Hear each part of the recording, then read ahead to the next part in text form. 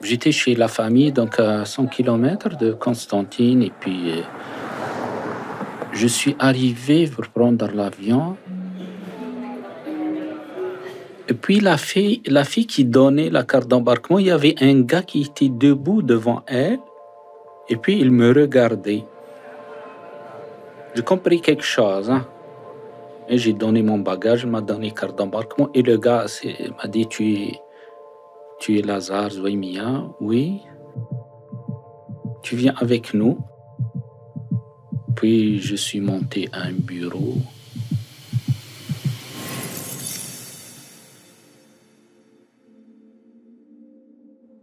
Ce moment, c'est le dernier avant plusieurs mois où Lazare Zouaimia goûterait à la liberté d'un homme ordinaire. Le 19 février 2022, ce simple citoyen qui a des convictions comme il se décrit s'apprête à quitter l'Algérie pour revenir vers son pays d'adoption, le Canada. Mais avant même d'embarquer dans l'avion, il est arrêté par les services de sécurité de l'aéroport de Constantine. C'est à ce moment que sa vie et celle de ses proches basculent. Aller sans retour est un documentaire audio de La Converse, produit et réalisé par Julien Forêt et moi-même, Sarah Boumeda. La musique est composée par Nicolas Dubé et l'illustration est réalisée par Meili Keo.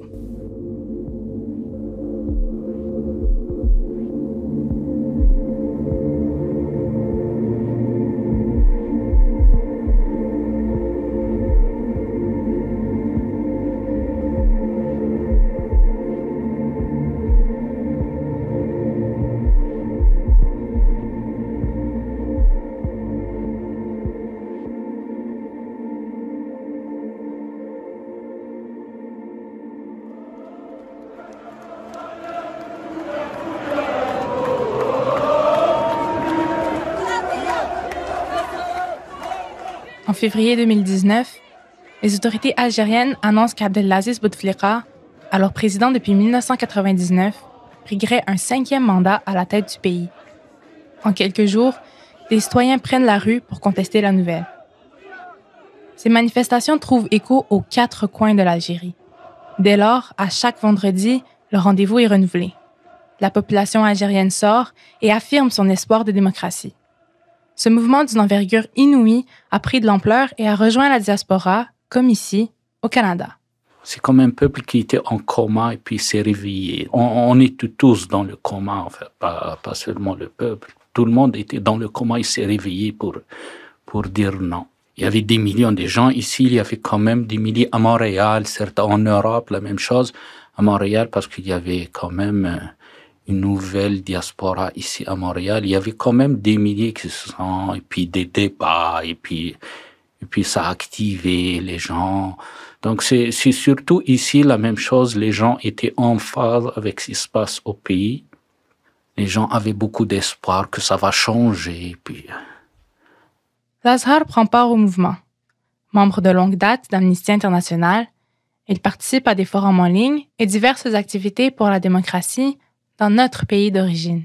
J'étais pas le plus actif dans le Irak. Il y avait des rassemblements, des manifestations, mais il y avait beaucoup d'activités. Je participe pas à toutes les activités, mais il y avait des sur des rencontres sur Internet, et puis des forums, et puis ça discutait des évolutions du Irak, et puis je participais, mais il y a d'autres gens qui participaient plus, d'autres qui sont investis à 100%. Quand même, je participais quand j'ai le temps, et puis dans des forums, et puis.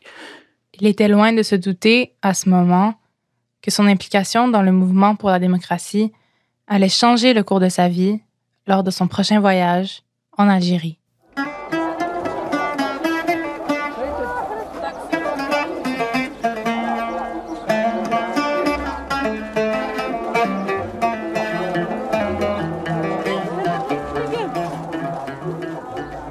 Lazare Zouaimia est un Canadien d'origine algérienne, comme moi, comme des milliers d'autres Canadiens.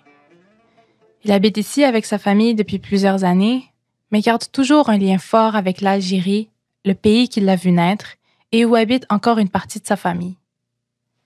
Il travaille chez Hydro-Québec et de temps en temps, Il consacre une partie de l'année pour visiter ses proches. En février 2022, Lazara s'apprête à retourner en Algérie. Il y avait un événement tragique chez moi, le décès de mon enfant. Et puis, j'ai voulu aller visiter ma famille, en même temps un peu me ressourcer, partager mon deuil. Je suis allé vers la fin de janvier 2022. Puis j'ai passé 3 semaines avec ma famille, puis j'ai vu des lieux que je connais pas avant, et puis j'ai vu des amis. Ça m'a fait du bien. Après ces 3 semaines passées auprès de ses proches, l'heure est au départ. Je suis arrivé vers 7 heures du matin, et puis je suis passé au guichet pour avoir la carte d'embarquement. Et puis la fille qui donnait la carte d'embarquement, il y avait un gars qui était debout devant elle, et puis il me regardait. J'ai compris quelque chose, et puis quand je suis, la dame m'a donné, j'ai donné mon bagage, m'a donné carte d'embarquement, et le gars m'a dit, tu es Lazare Zouaimia? Oui, tu viens avec nous. J'ai compris que c'est les gens de la DRS. J'ai trouvé 4 autres personnes qui m'attendaient et puis sont entourés de moi. Je lui ai dit, vous êtes qui? Ils m'ont donné, non, on est la sécurité. J'étais hésitant un peu d'aller avec eux, et puis c'est comme ils m'ont encerclé. Puis je suis monté à un bureau. Il y avait tout un groupe.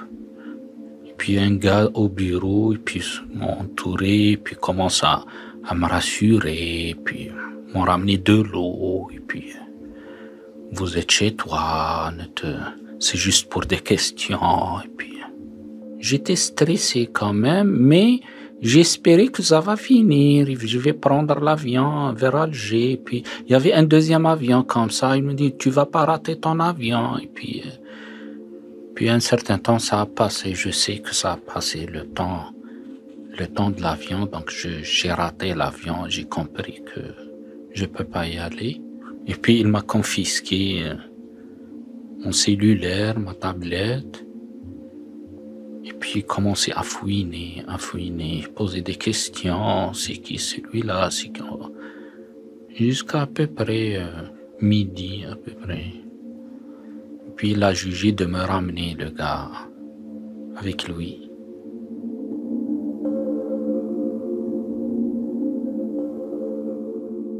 Quelques heures d'interrogatoire plus tard, il comprend qu'il ne sortira pas facilement de cette situation.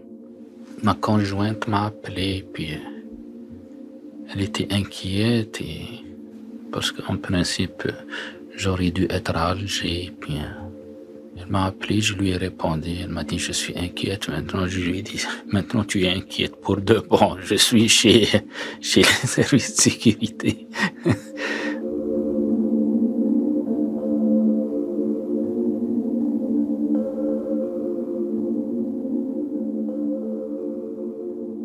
Ils ont décidé de me ramener à la cellule. C'était ma première nuit, ma première expérience d'être dans une cellule. D'être dans une cellule, et puis sans lumière, et puis et avec des barreaux comme ça, comme ce qu'on voit dans les films. Parfois, dans des situations difficiles, c'est comme mon cerveau essaie de s'adapter à la situation. Quand je le dis un peu, je me suis rappelé d'un dirigeant politique Salih El-Haj. Je me suis dit, le gars, il a passé 25 ans de prison. Et puis, je me suis dit, qu'est-ce qu'il faisait? Qu'est-ce qu'il faisait dans une cellule? Je ne sais pas pourquoi Et puis, il fait les 4 pas. Ce qui s'apparente à un film est toutefois bien réel. On finit par l'amener devant le juge. Il a ordonné que je vais en prison.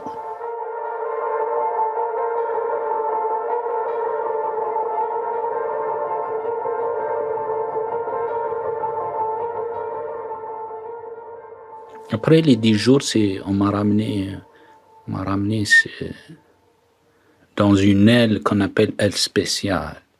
Le spécial, c'est pour les terroristes actifs ou passifs, les gens de Facebook et puis du Irak à peu près. Et puis, il y avait les terroristes d'autres, terroristes de la décennie noire et puis d'autres qui, enfin, terroristes ou proches un peu. J'ai jamais vu une bouffe aussi horrible, même. Je ne sais pas si on peut qualifier ça de bouffe. Ça reste des séquelles, hein. C'est que soit on perd du poids, on sort avec une maladie, mais les gens s'habituent, donc il faut acheter de l'eau en même temps. Le milieu carcéral, la prison, ça donne une idée du système à peu près, hein. C'est plus grave. Tu peux étudier, tu fais des projections sur la société, comme tu étudies la société, tu fais une projection sur le milieu carcéral. Loin de ses proches, l'Azhar, québécois d'adoption, se retrouve donc emprisonné avec des terroristes pour avoir émis ouvertement ses opinions pro-démocratiques. Mais les liens qu'il a tissés au Canada s'avèrent des plus bénéfiques à sa cause. Donc, heureusement, ici, il y a eu une grande mobilisation, d'après qu'on m'a raconté, mais j'ai eu des échos même quand j'étais en prison. Ma conjointe, elle a su donner un peu le goût et puis les gens se sont mobilisés chaque jour, des amis, puis des organisations, des syndicats, 2 ou 3 syndicats qui se sont mobilisés, Amnesty, d'autres personnalités que soit je les connais ou ils me connaissent à travers des amis, des connaissances d'ici, des Québécois qui me connaissent, des voisins, des collègues et puis des députés, des avocats. Tout ça a fait une grande force. Peu à peu, des lettres de soutien font tranquillement leur chemin vers l'Azhar. Mon oncle Jean et moi te transmettons tout notre soutien, que nos meilleures pensées t'accompagnent en attendant de vous revoir bientôt. Au plaisir, Ginette. Nous t'envoyons nos meilleures pensées chargées d'espoir et de courage. Nous serons si heureux à ton retour bientôt parmi nous. Nous sommes à tes côtés et le resterons jusqu'à ton retour. Nous t'envoyons la lumière magnifique de nos belles journées d'hiver. Le temps des sucres commenceront sous peu, mais nous attendrons encore la tempête de neige dans quelques jours. Cette météo nous inspire le calme et l'espoir. Et après la tempête, hein? C'est bien, c'est une belle image. Et puis, il y a eu d'autres lettres surtout du Québec, des gens, certains que je connais, d'autres que je connais pas complètement. Donc, ça m'a fait vraiment du bien. Rapidement, ces lettres se multiplient. Elles lui apportent un soutien psychologique, mais elles augmentent aussi la pression sur le gouvernement pour le libérer. Après 40 jours de détention, il finit par retourner devant le juge. Et puis après quelques minutes, et puis les employés de la personnel de la prison, 4 ou 5, sont venus dans notre cellule et puis ils m'ont dit arrange tes trucs, ton matelas. Moi, j'ai pas compris. Que je viens d'entrer, comment je vais arranger. J'étais dehors. Et non, ils m'ont dit, tu quittes, c'est pas tu.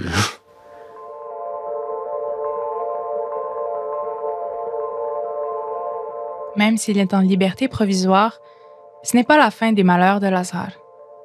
Ses 2 premières tentatives de quitter le pays au mois d'avril échouent. On lui refuse l'embarquement dans le vol. Il tente alors sa chance une 3e fois, quelques semaines plus tard.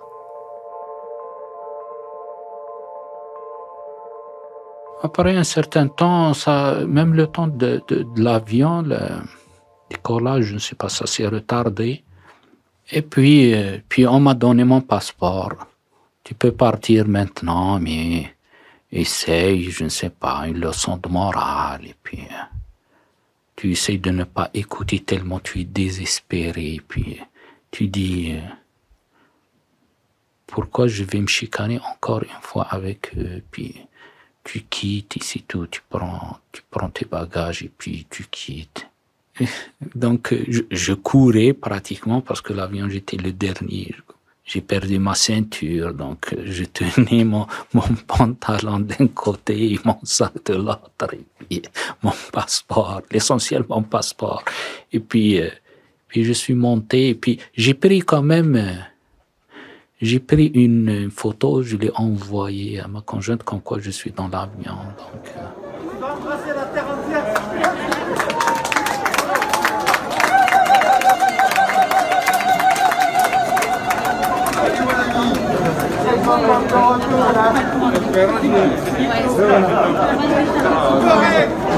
Merci à tout le monde. Hein. Salut, Jamila. Merci. Je vais juste décharger ton sac. Oui. Salut Lazare. Bravo, Lazare. Salut. Salut. Merci.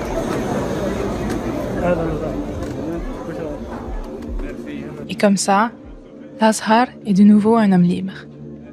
Du moins, tant qu'il ne retourne pas en Algérie.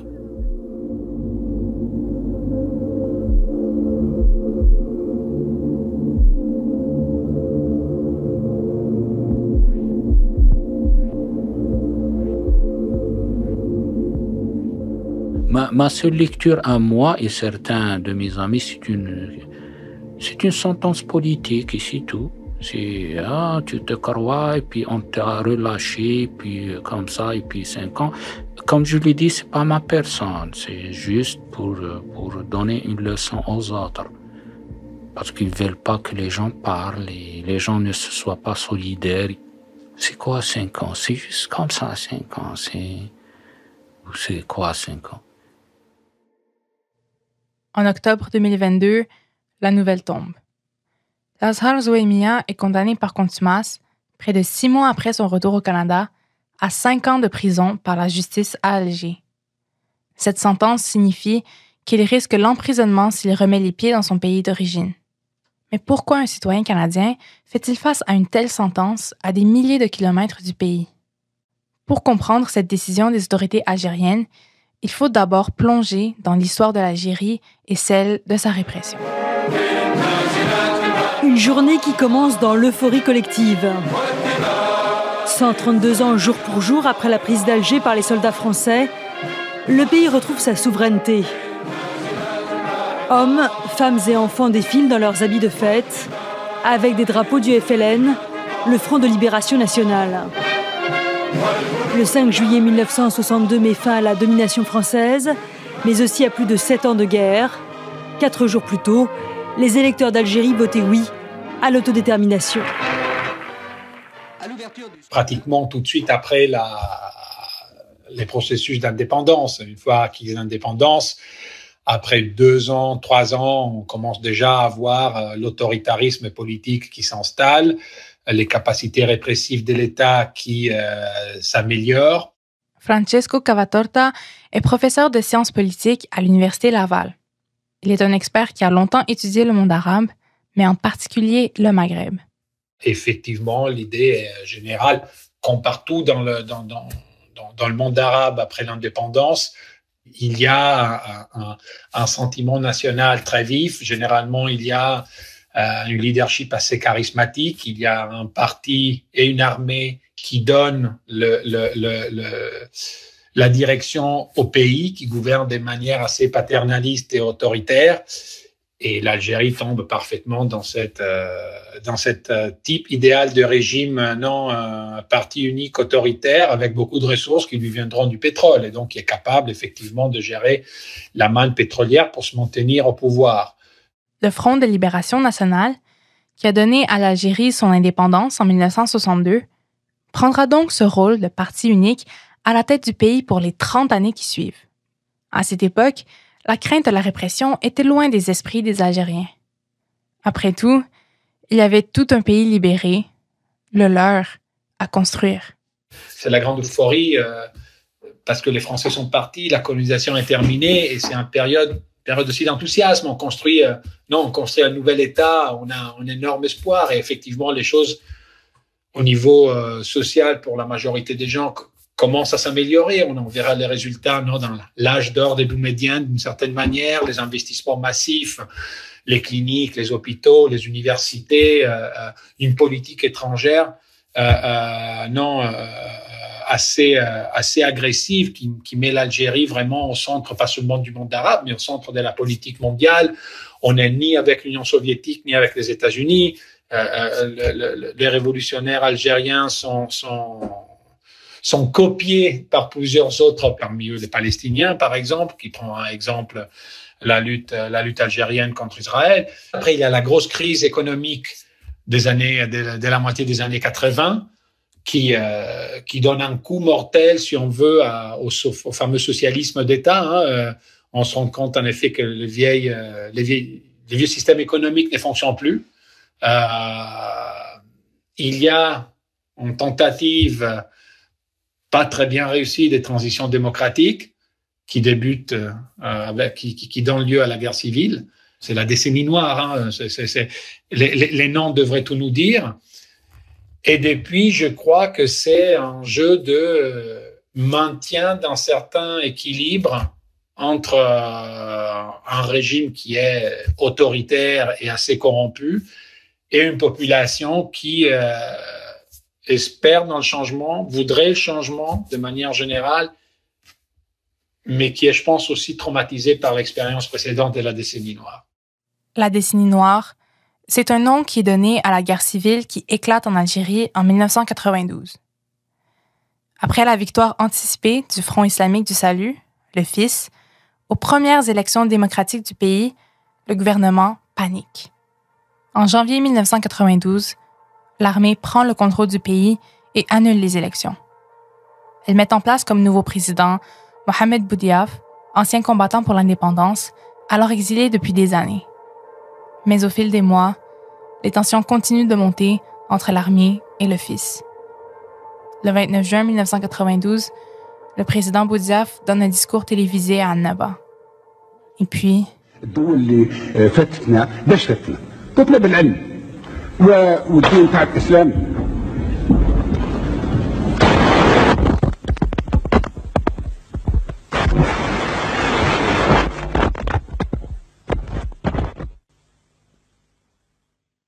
Mohamed Boudiaf est assassiné devant le pays en entier. Aussitôt, la guerre éclate.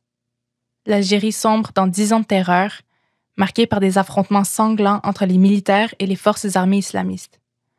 10 ans de terrorisme qui pousseront un grand nombre d'Algériens à quitter le pays, dans l'espoir de trouver une vie meilleure ailleurs.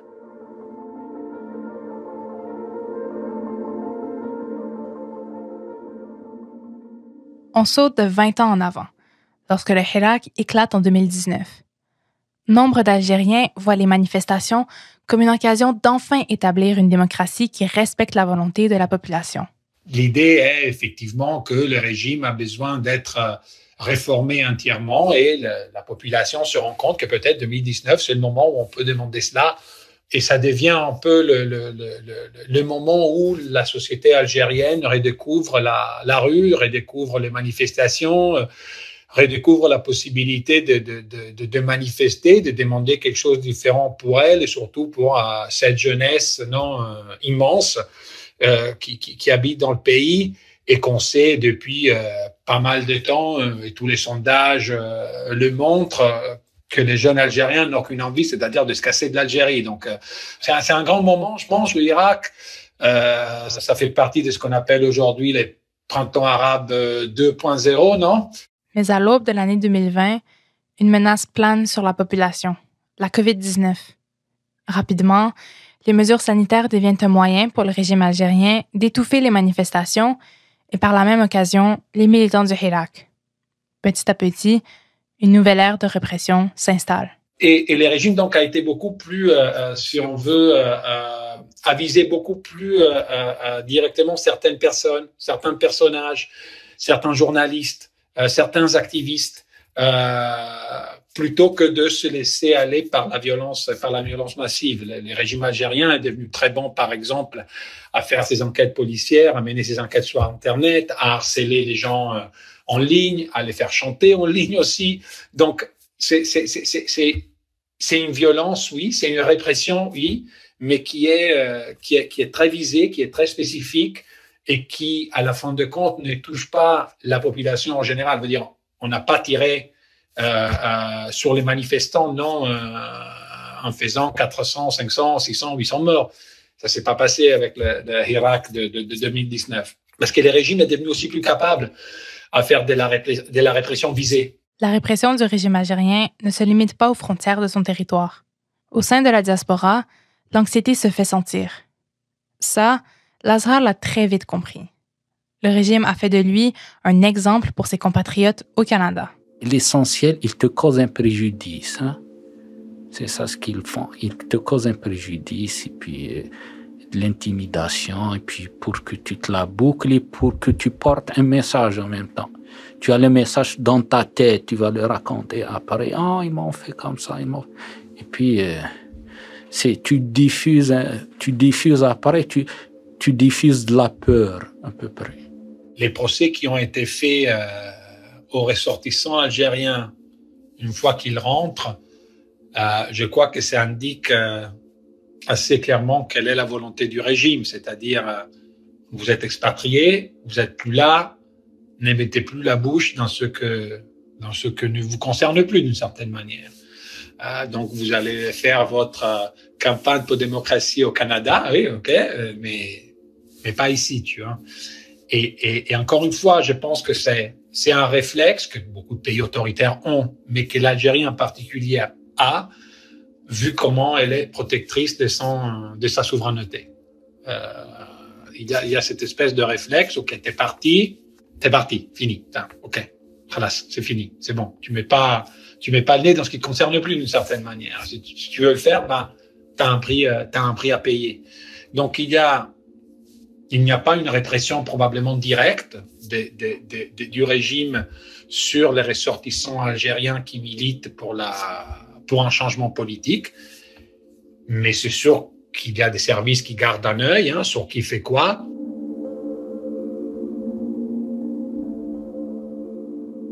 Même si elles ne semblent viser que certaines personnes, ces mesures contre des ressortissants algériens en font réfléchir plus d'un lorsque vient le temps désormais de rentrer au pays.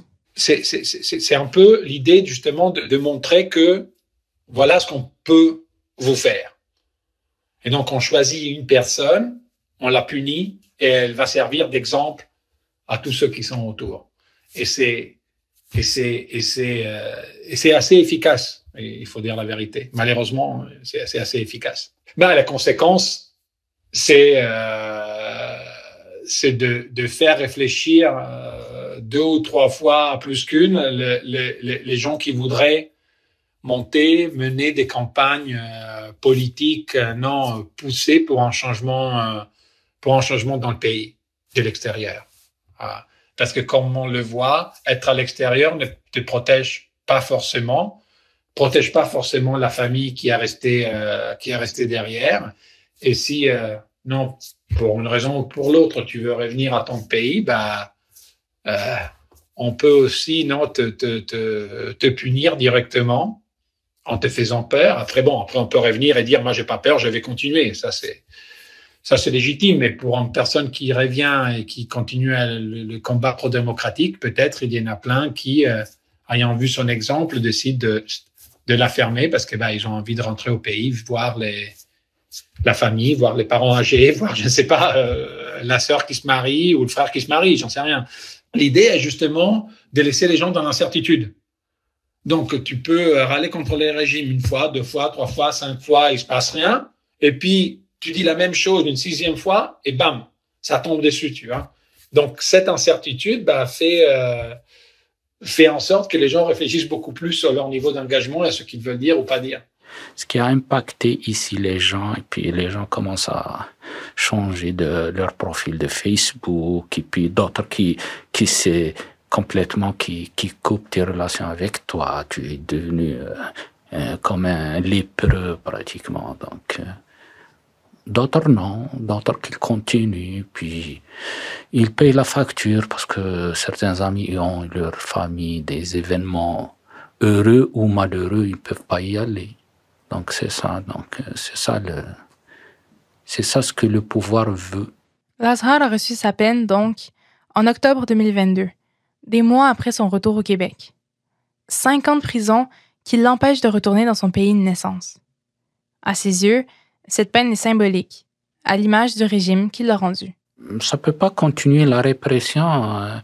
La répression, un peu, ça n'aboutit à rien. C'est pas bien pour le pays, même pour eux, pour le système en lui-même. C'est pas une solution de réprimer les gens.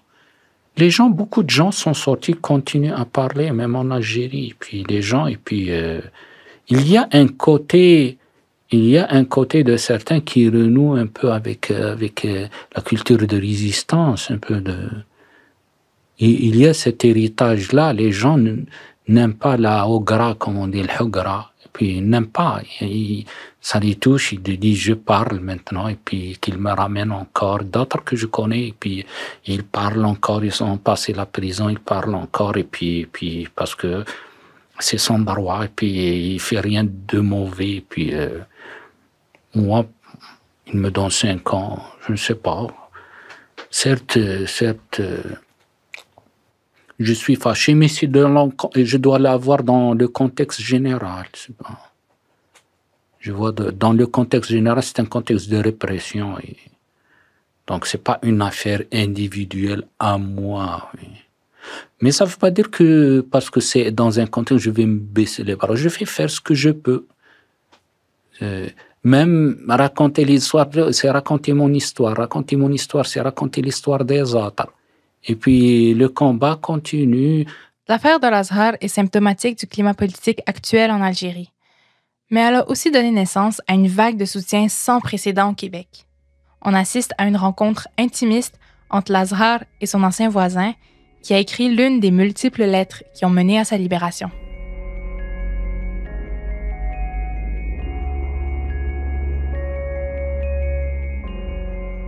J'ai vu comment il était un homme de grande culture, un pacifiste, un homme d'une grande envergure, qui un jour, lui, d'origine algérienne, m'a donné un coup de main incroyable pour sortir mon auto de la neige.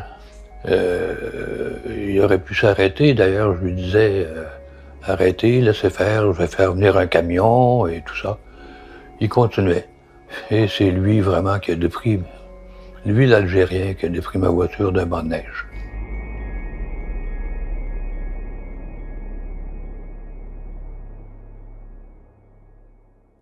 Pour bien comprendre l'histoire de l'Azhar, du moment de son arrestation jusqu'à sa libération, un élément se doit d'être pris en compte, sa relation avec son pays d'accueil, le Canada.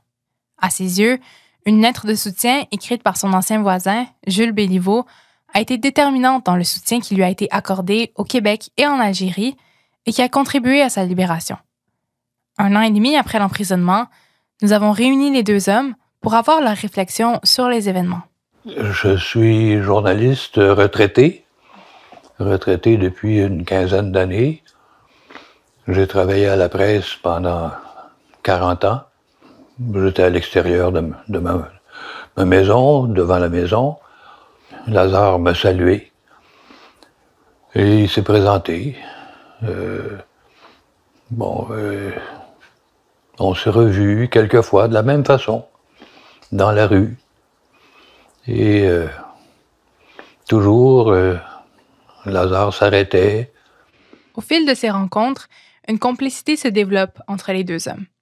Dans la rue ou sur le balcon, ils passent parfois plusieurs heures à discuter de religion, de politique et des banalités du quotidien. Une amitié profonde s'établit. Même si l'Azhar avait déménagé depuis, le choc pour Jules fut immense lorsqu'il apprit que l'Azhar était emprisonné. Quand je l'ai su, je vous avoue que les 2 bras m'en sont tombés. Mon voisin, l'Azhar, qui était emprisonné en Algérie, lui que je savais qu'il aimait tellement son pays d'origine, d'avoir été emprisonné là-bas, c'est extrêmement troublant. Alors, j'ai pensé énormément, j'ai pensé à lui des heures, jour et nuit parfois. Et je pense à sa femme et à leur fille, Sarah. Quel malheur. Dans tous les cas, là, il s'agissait d'un emprisonnement arbitraire, dont j'étais certain.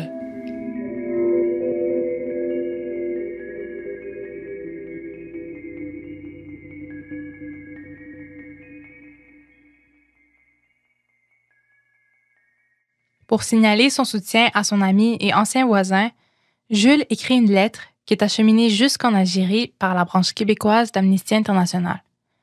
Elle compte parmi les centaines de lettres qui réclament la libération de l'Azhar.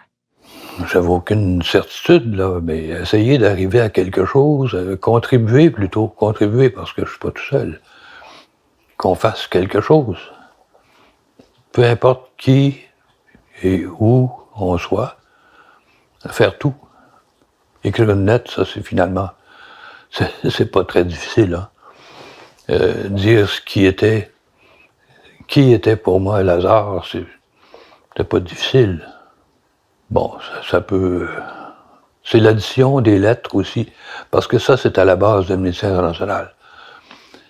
La quantité de lettres qui peuvent arriver dans le bureau d'un dirigeant politique, c'est majeur. Le texte, le témoignage de Jules a plus de poids dans mon cas, parce que quand même, je reste comme un immigrant, j'ai 20 ans ici, puis ça pèse même au niveau, que ce soit dans la communauté algérienne, et puis parce qu'il y a des éléments un petit peu, peut-être les gens vont douter parce qu'ils ne me connaissent pas, mais que quelqu'un, un Québécois d'ici, puis témoigne, pour moi, ça c'est quelque chose, même avec les autorités.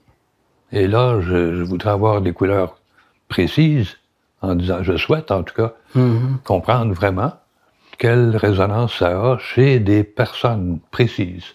Est-ce que tu as vu des réactions? Même si les gens ne commentent pas, ils vont faire un j'aime ou quelque chose comme ça, mais j'en suis certain, de part, je connais notre mentalité algérienne un peu, puis surtout le rapport, on a un rapport spécial, nous les Algériens, surtout l'expérience coloniale, on a un rapport avec l'occidental un peu spécial, hein? Et puis que les gens, quelqu'un de ce monde-là témoigne, ça a un grand impact plus que d'autres. Donc il y a un impact vis-à-vis des Algériens ici, vis-à-vis des Algériens là-bas, et vis-à-vis de mes collègues, des gens qui me connaissent un peu. Parce qu'il y a quand même les syndicats qui ont été avec moi. Voici son voisin quand même. Tu peux pas le connaître mieux que son voisin. Et puis...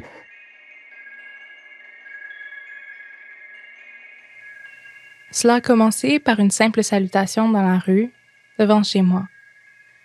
Il m'a dit qu'il venait d'aménager avec sa famille dans la deuxième maison voisine de la mienne et qu'il était heureux de faire ma connaissance.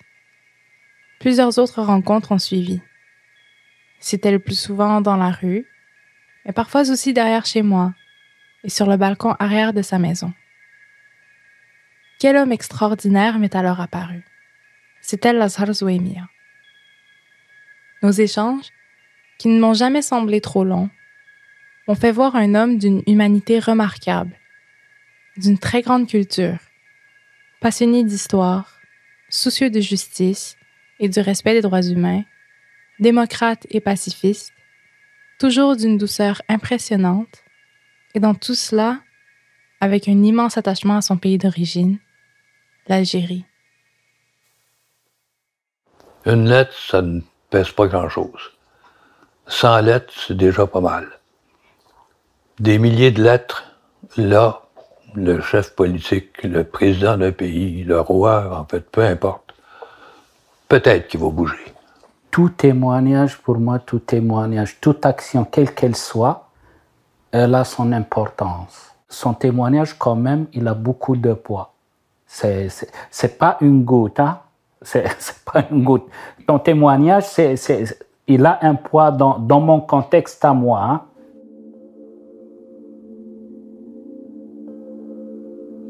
Il n'y a pas eu une personne en particulier qui me dit « Lazare, finalement, est revenu. Je l'ai vu sur Internet. Des vidéos avaient été faites à l'aéroport à son arrivée. J'ai trouvé Lazare dans les vidéos assez modeste. Il aurait pu avoir des attitudes triomphalistes et tout ça. C'était pas du tout son cas. C'est comme ça, Lazare est comme ça. Je me disais, mon bon ami, ancien voisin, est revenu, c'est réjouissant. Je pense à tous les autres cas parce que je savais qu'il y en avait des gens retenus, gardés en prison en Algérie. C'est absolument dramatique. Mais il n'y a pas qu'en Algérie, ailleurs aussi. C'est extrêmement réjouissant quand on apprend que quelqu'un a été libéré. Ce serait davantage réjouissant d'apprendre que personne n'aura été emprisonné. Les lettres, ça a été toujours un lien entre les êtres humains. Lettres, c'est comme... surtout quand tu vois, tu commences à toucher, on dirait que tu connais la personne. Et puis, c'est ça qu'on a gagné. Hein? C'est ça qu'on a gagné. On a toujours confiance dans l'être humain, malgré les préjugés, malgré les théories, malgré tout ça. Mais on a confiance dans l'être humain. Même après avoir vécu l'enfer en prison, Lazare garde espoir.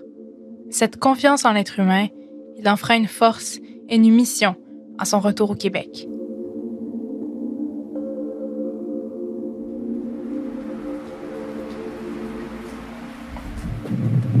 Bonjour. Ça va? Ça va et vous? Tutoyer, hein, c'est pas... Ouais, c'est bon? Oui, mais non. Après cette vue à quelques reprises. Oui. J'ai l'habitude. Le combat pour les droits humains nécessite toujours un engagement. Surtout pour moi, c'est devenu vital pour moi, surtout que j'ai subi ça. C'est pas théorique, c'est pas un cas lointain, je l'ai subi. Donc, j'aimerais bien que les gens connaissent, à travers mon cas, ils connaissent d'autres cas, la valeur de la liberté. Quand on la perd, on va connaître cette valeur-là. Mais ici, ça relève du naturel, pratiquement. Alors que dans d'autres pays, c'est pas naturel. C'est comme une aventure, aller manifester ou se réunir, même parfois dans certains pays, se réunir avec 4 copains ou 5 copains dans un café. On peut les arrêter parce que ils peuvent être accusés de complot, quelque chose comme ça.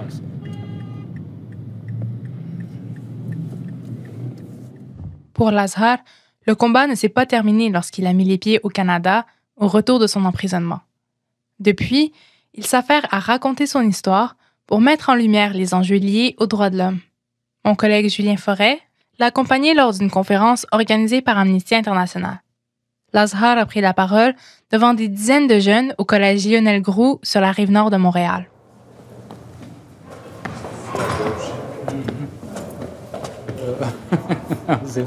C'est intimidant, un théâtre comme ça. Quand je vois le mot théâtre, c'est intimidant. Bonjour, ça va bien? Ça va, merci. Oui, Lazare.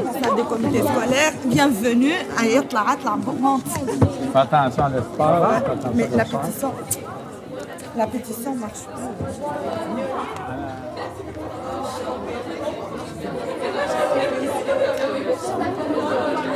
Bonjour tout le monde. Je teste ma voix là. Ok. Est-ce que tout le monde va bien? Oui. Parfait. Vous avez bien mangé? Ouais. Excellent. Non? Ok. C'est pas grave. Tu mangeras plus tard. On a fait connaissance ce matin. Moi, je m'appelle Narges. Je suis responsable de la mobilisation et de l'éducation aux droits humains chez Amnesty International Canada francophone. Puis surtout, on a un invité spécial, quelqu'un de très cher à nos cœurs chez Amnesty. C'est Lazare. Lazare qui est militant avec notre section dans son groupe local à la Rive-Sud.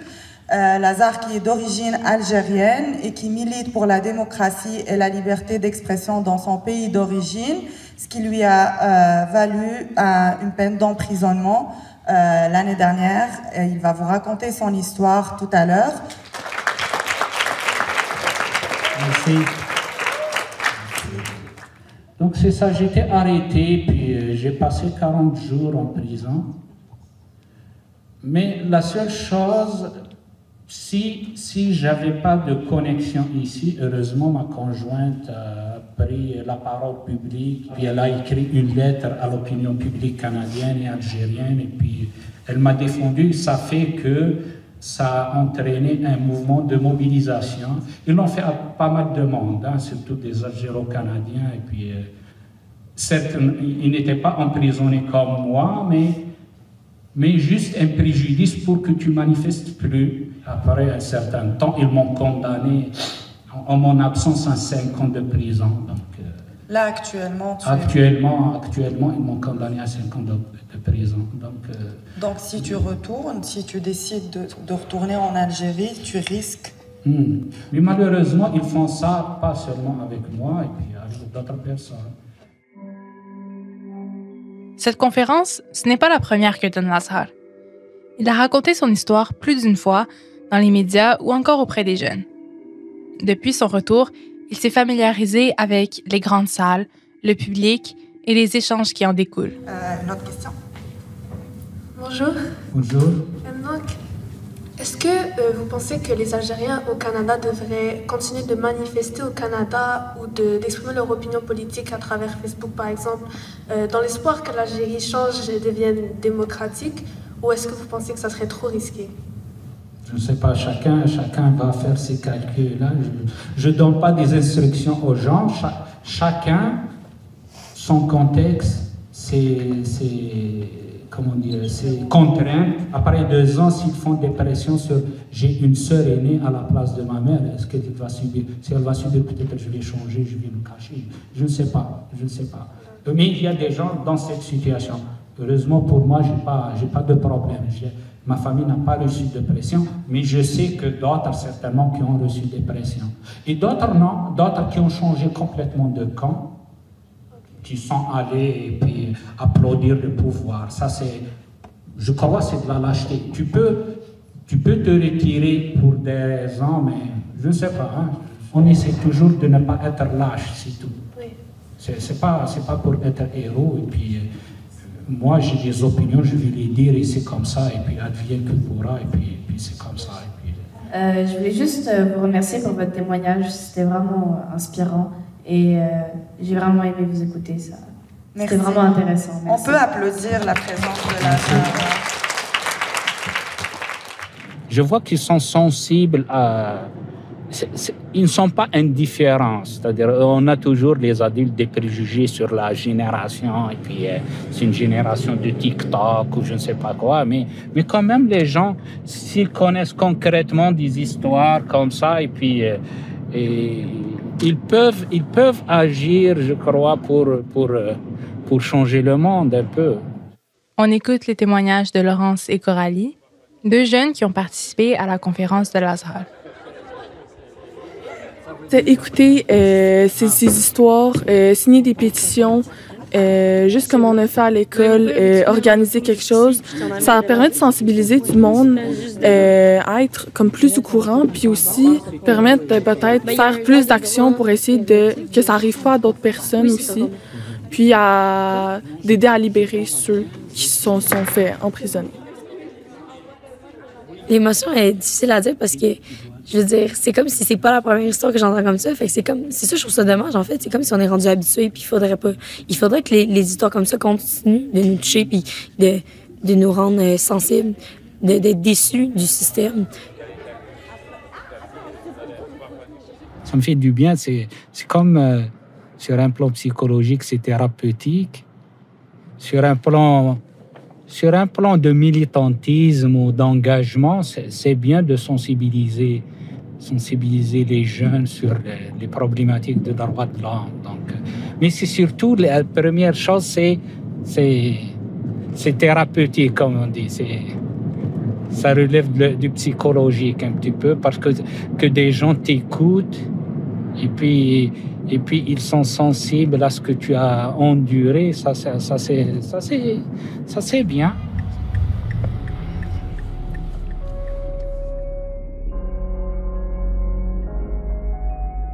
Toute action a son importance. Toute histoire a sa leçon. Pour l'Azhar Zouemia, raconter son histoire est un devoir. Et son histoire, à lui, c'est aussi celle de l'Algérie. Mais elle porte aussi l'espoir d'une Algérie nouvelle, renouvelée, qui témoigne d'un riche héritage dans toutes ses nuances et qui laisse son peuple décider de son avenir. L'Algérie seulement, c'est un pays, c'est un autre pays, c'est les gens, on a passé du temps là-bas, on est né, on a nos ancêtres, on a une histoire. On souhaite que ça sera comme les autres pays démocratiques. Mais la première des choses, que les gens aient leurs droits basiques. C'est pas qu'il ait des voitures ou des appartements ou je ne sais pas, ou un médecin pour 10 000 habitants. Mais la première, c'est que les gens ont droit à la parole. Les gens ont droit à tous les droits de base. Les droits de base, se manifester, se réunir, s'exprimer, le droit des journalistes de poser des questions, le droit à avoir une justice équitable. Ça demande pas des budgets, ça demande une volonté.